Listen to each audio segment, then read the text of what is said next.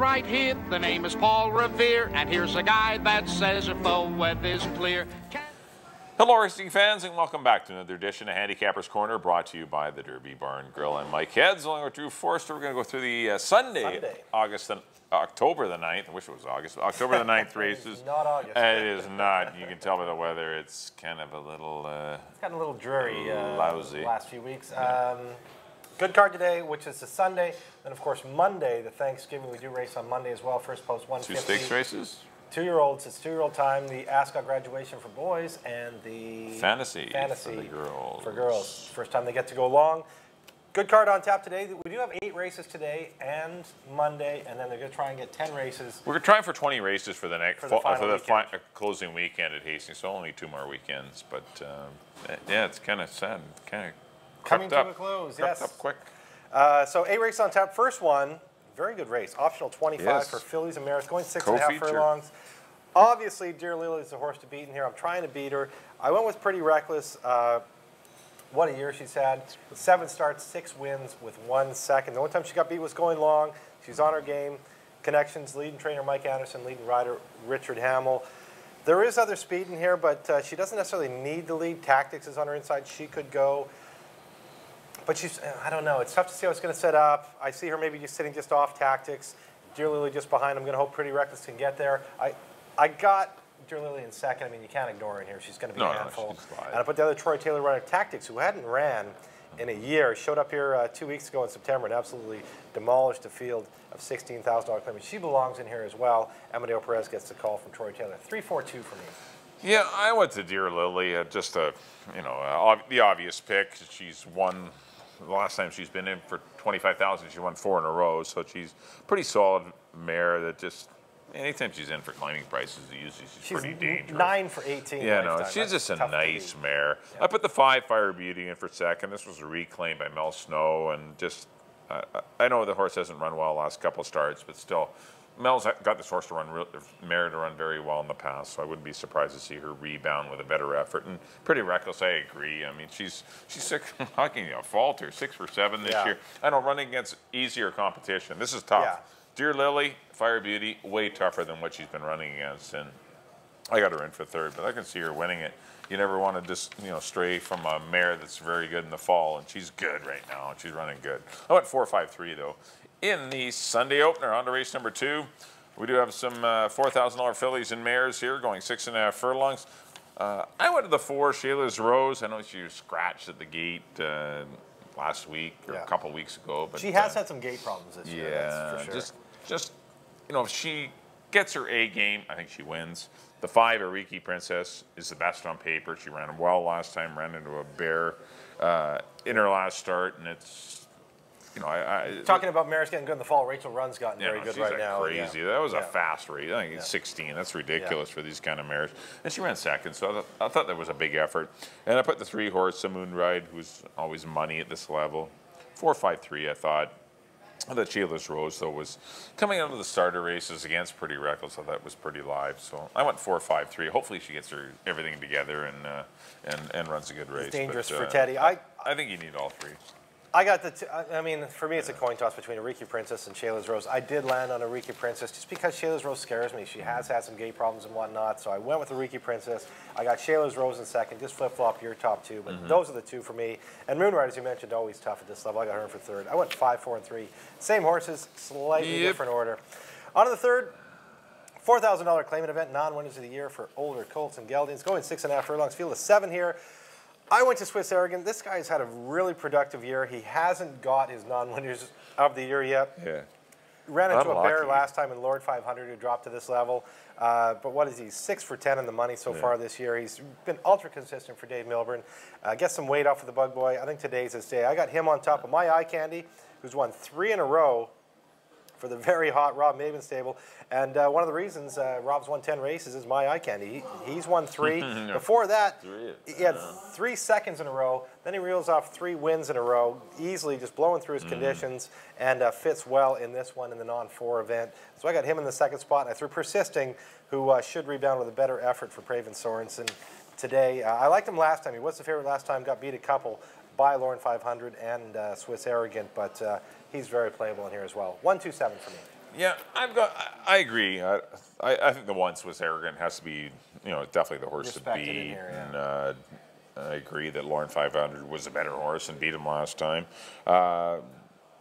I don't see a ton of speed in here. I think Swiss Arrogant's going to get the lead and going to be pretty tough to catch. I put the 7th Persisting, probably not his best distance. This horse does want to run long and continues to sprint, but it ran a decent race last time, and just his second race off the layoff, so I expect him to improve. And I put the 4 Occupy Vancouver, another one not his best distance, 6.5, but perhaps on the cut back might be able to be a force with leading rider Richard Hamill for Jim Brown. 174 for me in the third. On to the 4th race, maiden $16,000 claimers going 3.5 furlongs. I ended up on the 7 JJ Seal of a Deal. I thought it come out of a pretty good Bonnie Christine race. I know they ran pretty fast in 39 and 4, but the track was pretty quick.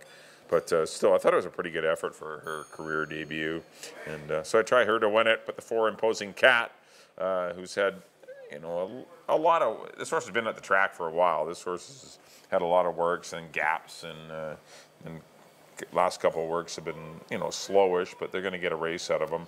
I thought, but he looks like he's got some ability. And the 1 King of Barrage for Rosie Anderson. I always respect anything out of Rosie's barn. Yeah. And Reyes usually rides for the Cloutier barn, and he's not on either the 3 or the 8, so when he shows up on Rosie's horse, that might signal that this horse is a little bit live as well. I went 7-4-1, but I thought the 7 horse was pretty live in here. I went with the 4 Imposing Cat. Troy Taylor's numbers over the years with 2-year-olds are very deadly. What is it? Debut, where's this 2-year-old? 16% of 31. Don't ask me, I got no glasses. And that's over the last 2 years. Like, if you go on a 5-year, it's probably more like a 40% average. Yeah. Always dangerous with those 2-year-olds. Nice 35 and 3 work out of the gate a couple works ago. This horse looks dangerous to me. I put an Imposing Cat on top. The 8 Coleman Country. Mark Clutier's got 2 in here. I felt this one was a little bit liver. I like the post position outside on the 8. Got Coleman Country in second. I agree. King of Barrage for Rosie Anderson. Barrages are very quick. And this guy, I'm not crazy about the post positions in the 1. No, if you falter a little bit, you get stuck. But as you mentioned, he attracts race. I went 4-8-1 in the 4th. On to the 5th. Nice allowance race here, optional 25 for 3-year-olds, going 1 mile and 16th. I went to the 2 Colterbury. He's only tried this distance once, but it was in a stake race against opportunistic Silvertown Stands in Command. He seems a horse to me. He's finality out of Badge's Star. She was more of a sprinter, but he seems like a horse that, just the way he runs, I think is going to be okay going long. And there should be enough speed in here with BC Charlie, Dashing Dawn, Rally Cap Rudy, maybe Mr. Showbiz. There should be some speed in here to set it up for him. So I went to Colterbury on top of BC Charlie, who just ran last week. So that's why he's not my top pick, but he's proven that he can run this distance with the 3 starts, with a 2nd and a 3rd to show for it. Those were in tough races. And did run 3rd last week behind Stands in Command, Lord Vancouver in the sale stake. So I went with him. Reyes opted to stick with him. I got him in the 2nd spot. And I put McDove, Mark Clutier's other horse. I've always liked this filly. She's well-bred. She's a proud citizen. Good number. She's going to appreciate the distance. She gets in light with the Bug Boy and being a filly, so she's in very light. So I don't mind her. I think this filly is dying to go long, and she could improve at a good price. I went 2-1 and 3. I didn't like this race at all. This is a really competitive race. It's a good betting race. I think if you handicap this race right, you will get rewarded. BC Charlie is the favorite. I think he will lose. I don't like this horse. I like the horse as an individual. But back in a week. Back in a week. The horse ran last week in a slow pace, ran poorly. The horse ran 3rd, yes, but it beat 2 horses. It beat 2 non-sequential horses. There was nothing behind him. It ran 3rd by default. It would have been 8th if there was 8 horses in the race, is what I'm saying. And I don't know, maybe the horse will win it or run away and hide, but I don't know. I just leery about BC Charlie. I went to the 8 Sunset Drive. This horse's form has been muddied up badly in his last couple of starts. Had a dreadful post last time, doesn't want to sprint, made a big run from off the pace and behind BC Charlie, who had a simple trip, and so did the Colterbury. They both had easy trips, and Sunset Drive had the worst of it, and still ran, I thought, a very good race. And prior to that, the race behind Dashing Dawn I thought was better than looked. He was 3 and 4 wide the whole race. I just think this horse's form has been muddied up, and that he's going to get overlooked at the mutuals. This horse is every bit as good or maybe even better than some of these horses in the lineup, and it's just my opinion, but I mean, I think Sunset Dry is pretty alive in here. Put the 4 horse, Mr. Showbiz, in for second. I love the horse, but I mean, this horse I think is better going along. That ran an admirable race sprinting, but you know, form, you know, the form looks like the horse, you know, tiring at the end. It might not be able to route, but this horse's best race has been going along. So look at him. And I put the 7 horse, Dashing Dawn, in for third. I always respect this horse. This horse runs good, long, short. Doesn't matter. Yeah. He's a cool horse, Dashing Dawn. And gets leading rider Richard Hamill. I went 8-4-7. I've left out Colterberry, who I'm just leery whether he can go long or not. Badger Star could only sprint, and I'm just worried about the distance. Maybe he will, but he's a beautiful horse that runs, you know, he fits at the level, but we'll see how it goes. And We Found Gold, nice horse, needs pace, you know, needs comfortable pace, and just, I don't know, it's a good race. Just a good handicapping race. I went 8-4-7. There's a lot of, I bet you could get 10 people on the road and ask them who they like. You get 10 different winners. answers, exactly. And, that's pretty much the race. I went 8-4-7. On to race number 6, maiden 12-5 here for 2-year-old fillies, going 6.5 furlongs. I went to the 4 Eco Charge, goes on the Lasix program after a tardy beginning and then a wide trip. Obviously bled and gets on the Lasix program. Amadeo Perez will ride. I thought it was a pretty good effort. I like Eco Charge out of anyone out of that same color of money race. I thought this horse did all the running and just had a brutal trip, and I think he's the one with the most upside. But the 3 horse, Is It Gold, in for second. I thought this horse, you know, obviously ran good in a fast time behind Bonnie Christine, and you know, can she go this distance? I don't know, but at least the horse has shown that it's got some run and some ability, might be speed, gets in late with apprentice Jose Asensio. So I put him in for second, or her in for second. Put the 5 Shadow Dancer, first time out. Mass Market out of a good mare, Fuchsia Gold, in for third. Has some good works, and just didn't fancy anyone else. I went 4-3-5. I went to the 7 Mardi Gras Mabel out of the Rob Gilker barn. Rob's having another strong year. He's always a high percentage guy. I closed a lot of ground her first start. Better in 121 and 3. Way back, yeah, 121. That's the only thing that would discourage me about taking every horse out of that race. Because it was slow, yeah. It was so brutally slow. Yeah, it was very slow. But I mean, she closed a ton of ground. Yeah. It was her first start. Lasix. Second start, she moves to the Lasix program. I just think there's a lot of things to like about her. I see her really improving in her second start. With Mardi Gras Mabel on top. Show Me a Victory, who just got beat a half length, and Phil Hall having a great year. So I put Show Me a Victory in second. I went Is It Gold, the Mark Cluche runner, in the third spot. Same one that you had in the second spot, that Bonnie Christine race. I went 7, 8, and 3 in the sixth. On to the 7th. Maiden 4,000, going long for older boys. 7 horses lined up here. This is a tough one. I went with Red Rory. His 9th try. He led the whole way last time. I don't really see a lot of speed in here. I think he gets the lead. Jeff Birmingham can nurse him along on the lead, and hopefully get the job done today. Got beat by Feel No Shame last time, so I got Red Rory on top. Sonny's in command, who just had a brutal trip last time. I'm looking for an improved effort. Switches to Jose Asensio, gets the weight off for John Snow. I got him in second, and Fishing on the Fraser, who went off his favorite last time. I put the third spot. 1, 6, and 2 for me.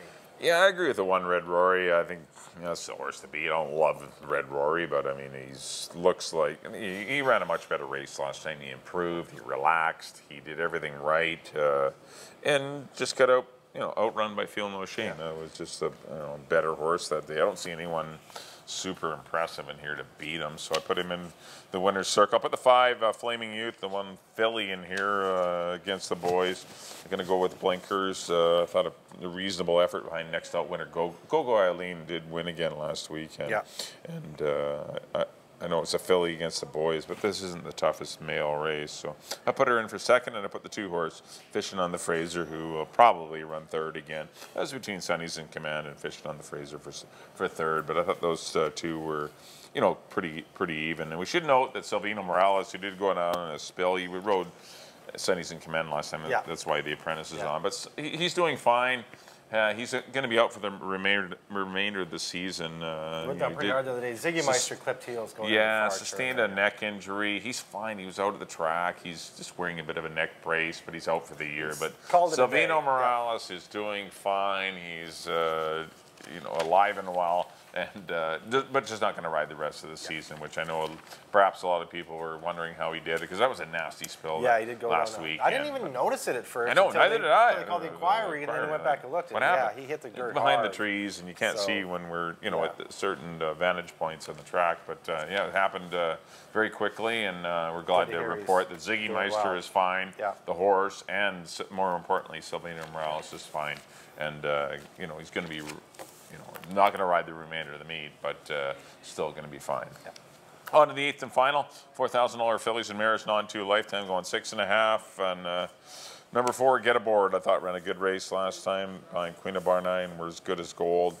I got held up in traffic and didn't have the best of trips. I thought it was between those two, were as good as gold and Get Aboard. I went 4-6, and I put the 2 Sweet Home in for third. I didn't have a big, strong opinion on this race, but I thought Get Aboard ran a pretty good race for kind of having adapt to her running style. Been going to the front, and last time, mid to late pack, and still made a good run. I just thought that was pretty impressive. I went 4-6-2. I went with We're Good as Gold. I liked her in the sales stake last week. I had her picked to run third, and she shows up May here. As well follow her back. I'm following her back. In with 108 pounds. Jeff Birmingham tax, I think, around 111. So 10. He can do 10. Or 10 or 11, yeah. So, I mean, if she gets in with 10, she's still got a fair bit of weight on her opponents here. So I'm going with We're Good as Gold. Over the 2, Sweet Home. Good second behind Go-Go Eileen. You were just talking about Go-Go Eileen in the last race. Go-Go Eileen is running very well these days. And I put Get Aboard, your top pick in the 3rd spot of the Mark Cluche barn. I went 6, 2, and 4. In the nightcap, that'll do it for our analysis for the Sunday, October 9th head to the recap. card. Up next on screen will be a recap. There we go. Mike, as always, you're up first. I'm back in race number 1. I went to the 4, the ultra-consistent Dear Lily. I went 4, 5, and 3. Second race, 4, 5, 3 again, like Sheila's Rose. I like a lot of 4s today, actually. Third race went to the 1, Swiss Arrogant, 1, 7, and 4. Race number 4 went to the 7, JJ's Seal of a Deal. Over the 4, Imposing Cat, and the 1, King Abrage. Race number 5, started late, pick 4. Went to the 8, Sunset Drive, bit of an upset. Didn't like the race, didn't love the race, but I think there's something in this race where you're going to get a price. I went 8, 4, and 7. Race number 6 went to the 4, Eco Charge, first time Lasix. 4, 3, and 5. Race number 7, I went to the 1, Red Rory, over the 5, Flaming Youth, and the 2, Fishing on the Fraser, and the 8th and final.